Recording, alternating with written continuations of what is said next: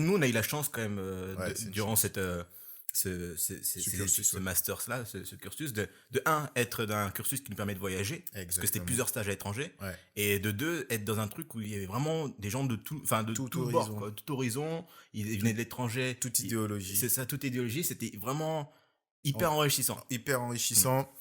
On apprenait à connaître les uns les autres, et puis, sincèrement, je pense que ça permet de grandir. Puisque quand je suis en entreprise jusqu'à présent, et que je vois exactement comment les gens fonctionnent, tu sais, ça ouvre l'esprit, ça ouvre le champ de vision sur comment les choses peuvent fonctionner en société et vivre ensemble surtout. C'est ça, je pense qu'il n'y a rien de mieux. J'ai vu quelqu'un qui a dit ça. Si tout le monde voyageait au moins une fois dans sa vie, eh ben, le monde changerait. Parce qu'on aurait tous une vision haute, tu vois, il y aurait moins de racisme, il y aurait moins de tout ce qui est un peu négatif, parce que en fait, rien qu'en voyageant, même pas en allant forcément en Amérique ou je sais pas quoi, mais rien que d'aller, je sais pas, par exemple, de France à l'Allemagne, c'est bête, mais c'est un autre monde, tu vois. Mais après, tu sais, il y a quelque chose, tu sais, parce que c'est des réflexions que je me fais, parce que des fois, dans mon canapé, seul, avec un mojito, tu sais, je réfléchis à beaucoup de choses et je me dis, c'est pas seulement le fait de voyager, c'est le fait d'apprendre qui est l'autre.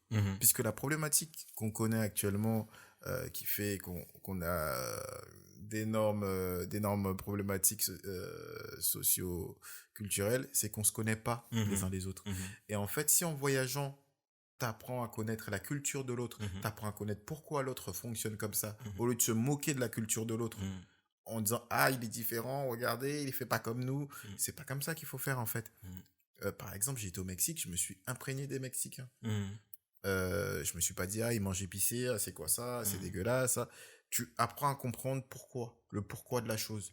Et il y a toujours une histoire derrière ça. Et ici, t'as l'ouverture d'esprit de comprendre l'histoire, de savoir comment les gens vivent, bah, le racisme n'a pas lieu d'être. Mais c'est parce que les gens ne font pas cet effort. Parce qu'en fait, lorsque tu arrives à un pays étranger, c'est le truc, c'est qu'en fait, tu deviens l'étranger. Et donc, en fait, t'es obligé d'apprendre à t'ouvrir, tu t'ouvres, d'aller t'intéresser aux gens et tout ça. Et donc, forcément, ça te crée ce déclic-là, tu vois. Et honnêtement, je pense que ça faisait partie des meilleures années de ma vie, moi, je pense. Moi aussi. Parce que toi, t'avais fait quoi? T'avais fait le Mexique? T'avais fait quoi d'autre? J'ai fait Mexique-Angleterre. Mexique-Angleterre? Putain, moi, j'avais fait, Angleterre, j'ai fait Brighton.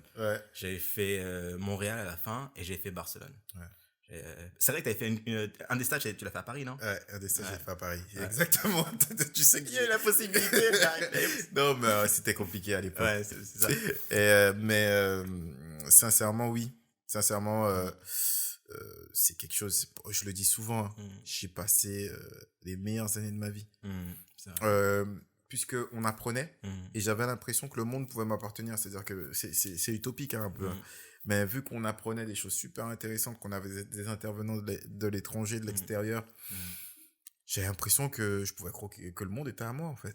Que je pouvais me lever demain et réaliser quelque chose, en fait. Ça. Et puis, même le risque, tu vois, quand t'arrives... Moi, je me rappelle quand je suis arrivé à Montréal, je vais dans l'autre bout du monde, tu vois. Je traverse un océan et tout, il y a personne que je connais. J'arrive, en plus, je me rappelle, il pleut, il était en train de pleuvoir et tout. Je me dis, putain, c'est bon, on est arrivé à Montréal et tout, je prends le taxi et tout. Le mec, il me déposait une adresse, il me dépose pas la bonne adresse. Et je suis avec 2 valises comme ça, il fait froid, tu vois.